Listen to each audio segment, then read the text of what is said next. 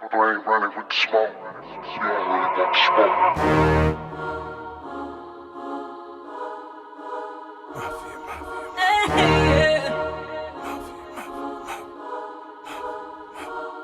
Tryna stuff 1,000 hundreds in these $1,000 jeans. South Central California, every nigga tryna scheme. Leave a nigga on the scene, thinking he can take it. Let the homo and the medic scrape the boy off the pavement.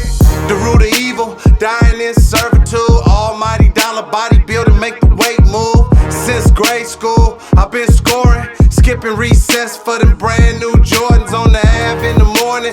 Hustle all weekend, climbing to the top. Swear to God, I let my team in. Don't let the fiends in, anything goes.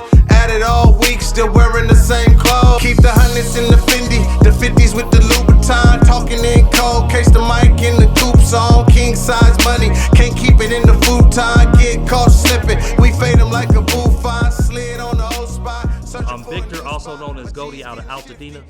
Hello everybody, I'm here. Today we are on the east side at what's this, Chuco's facility, breaking bread, the presence of black excellent, black love, die moves, keyways, and essays, and we just here along with our beautiful black queens, I believe, is preparing breakfast for us today. My Tribe Rise is also part of, in support with Second Call, as well as United We Stand. I've been coming to the east side, attending some of the events and meetings for more togetherness and more unity in our community. Pastor Cagle, basically what I would call it is a conflict resolution, bringing everybody from every tribe together with one thing in mind: peace, stopping violence and saving lives.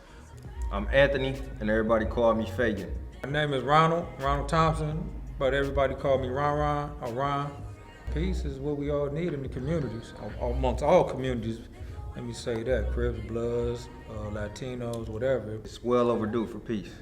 It's well overdue, especially within inside the communities that people like me come from. My name is Kevin, and I'm also known as Twin from the community. Can we influence the world on peace? I think we got to define what peace means to everyone. You know, for what peace means for me might not be for someone else. Because there is this thing called trauma. There's been things that people, that they call hurt. People done had losses. So peace is gonna be another language for them. You know, we gotta respect people that's not where we at talking about peace. Now talking about respect and love, let's start with that. Because if we respect each other when we see each other, that means we're gonna love on each other. And with that, the peace gonna follow behind it. Hello everyone, my name is Kelli Dillon.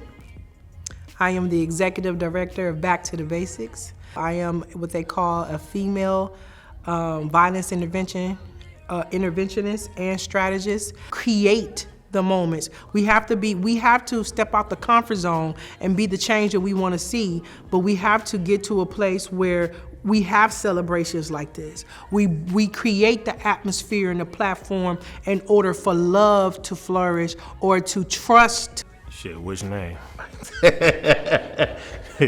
Restart your clip. My name is Gotti, but on the streets they call me Gotti.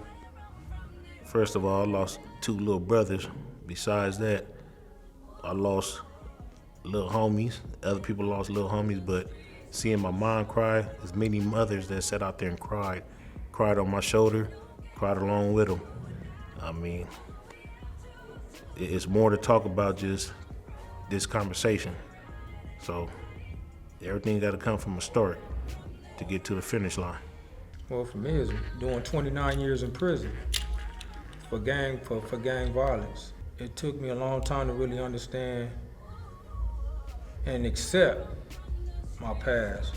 And in order to accept my past, that's how I was able to move forward and try to change my way of thinking.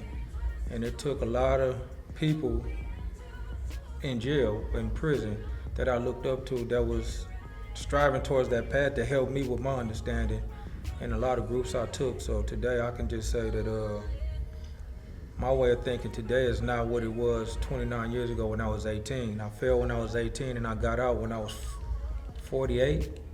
It's like, man, a big transition, and it's still a transition. Me being out almost 2 years, it's still a transition, but that's that transition I'm willing to take. We want to get to understand the young person to move in the direction of respect and love and peace. had to sit down and understand where they're coming from or where they came from. Because to understand, you got to help somebody, you got to understand where they at and where they come from. Because how do we get to, well, I'm 57, and there's a lot of things I've been through to make me who I am now. And so you might have somebody that might be 13 or 14 that have been through way more shit than I've been through in 57 years. So I had to first sit down and understand where he coming from. How come he think the way he think, and how come he move the way he move? You know, that's how I would start first, you know, because we first got to heal the person first before we can even bring him to another level of understanding, of having some type of understanding where you don't want to hurt nobody. The knowledge in which I do my work falls from personal experience of being gang affiliated, being a victim of domestic violence, being incarcerated for over 15 years. The people that taught me how to be, to do what I was doing, didn't know any better. And then once I was sitting in jail and I started to formulate my own opinions on things and make my own mindset as to what's right and wrong and what I believed in, I was able to come out and in turn show somebody else a different way. First of all, we gotta stop with the black on black crimes. I mean, that's a start right there. I mean, you see the next black man stuck, stranded, you know, you give him a hand up. Ain't no gang banging on him. Brother, what you need? You know, you all right? Anything you need. But that's a start. Instead of just going, where you from, what side you from, or, you know, what it is. Put down all the pistol playing. I mean, if you want to lock up, if you got animosity, wherever it is, lock it up. Either talk about it or leave it alone. Educate within the home, first of all, not to rely on public institutions and government institutions to educate our own people. We have to do it ourselves. So we have to go back to the basics of educating loved ones in the home, youth in the home, and to share the grandmothers and the great-grandmother experience. And bring resolutions to the table for every tribe throughout the city and nation. And I believe right now, a whole lot of interventionists and peacemakers themselves, 80% of them is on that role of making a change in everybody's life, whether it take your life or not. We set the tone. Being from where it started from the Epic Center, they respect us. They're gonna follow the lead. They really don't have no choice. Once they see who the founder's doing it, they're gonna fall in line. I feel like I had that respect from my peers in my community to where I can at least push that, and this is the agenda or whatever, and what we strive to do. But you have to show it, you have to be able to show it and not just say it, you know what I'm saying? If it's not in your walk, then ain't gonna respect that, but you know, that's what it's about. Your walk has to line up with what you're trying to say and what you're trying to share with your community, what you're trying to do, so. What we're preparing right now, this unity, it may not fix this current generation, but it may fix the second or third generation down the line. So we're planting the seed and doing the work now. And I think we'll see the results, better results then, but it's starting here at the ground level right now today. We're putting it in the atmosphere now for it to be good now as well as even better then. They go from the rider. I mean, that's a good thing. Especially on his birthday, cause I know mine's is coming up real in the next couple of days. And I would've did the same thing, bringing not just Bloods and Crips, but bringing blacks together. I mean, it's a request he put out to his people. It's a challenge, you know, and some people up for challenges, and that's a challenge that I'm willing to back, to sponsor that, to not kill another brother on that day, anyone. Even though he might say, come celebrate my birthday, come celebrate this day of peace, let's eat, let's talk, let's kick it, but those things, it has that underlying content to it.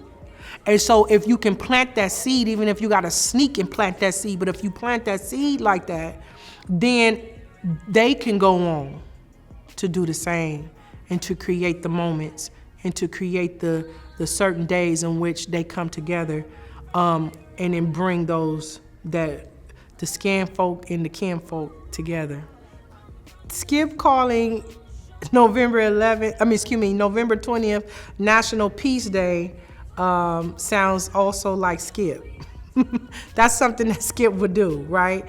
And it just so happens that his birthday falls on the 20th, right? So that's a plus.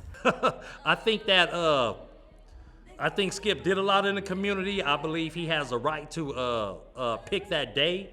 I'm with it. Every day should be peace, but if that's going to be the national holiday that we recognize as a unity for the people, I'm with that date or any other date.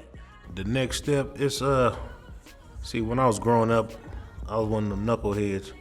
And I didn't have my big homies saying, hey, let's take these steps like this. But as growing up, seeing what it was and seeing what it is, and let's get all the older dudes that still influencing the streets, you know, talk to the little young ones, and the message is get out.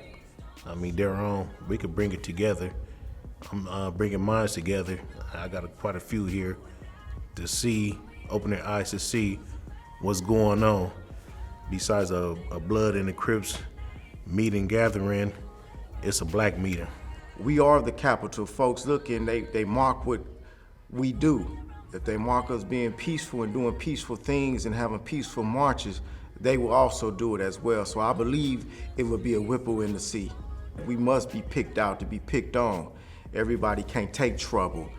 And I said that to say this because everybody don't have broad shoulders for this thing we call intervention. That we must be about our Father's business in season and out of season. And I just think that Skipp is a great man of pushing what he's pushing, and I stand behind him 100% of peace. I want to ask for forgiveness for our youth that came from behind us, that we left them some shit that they didn't deserve. And it's time for men to stand up and take ownership to the shit that we created. You know, and just causing a disarray and causing the breakup of our communities, you know, because just because we blame the government for putting the crack and the guns there, but damn it, we didn't have to use the shit, and we didn't have to start selling it to one another, because they put the same drugs in anybody else's community. They don't turn on each other for why we have to do it. So it's accountability that we have to deal with first and stop playing the blame game. If we educate each other and love each other, respect each other, they can bring a truckload of AK-47, yeah, we can take them, but we don't have to use them against each other. For the young individuals that's out there that's gonna see this, we're more than what they put on TV. You don't have to be a sports athlete or a thug or a gangbanger. It's actually gainful employment and having a trade, being a union carpenter, being a union electrician, a union plumber. And if that's a path that you are willing to take, you can seek me out. Seek out Skipp, seek out Big John, and could guide you in the right direction on going down that right path. That's right. Haters wanna kill me, I show you in the vest now. Gangsters riding.